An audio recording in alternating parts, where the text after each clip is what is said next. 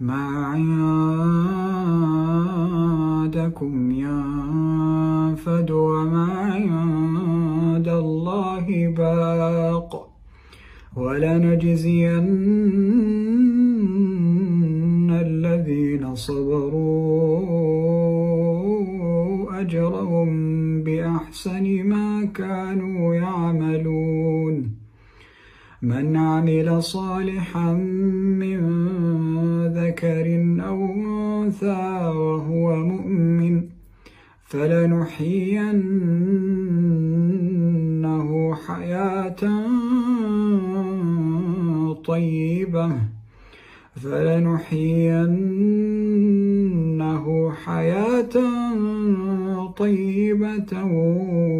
ولنجزينهم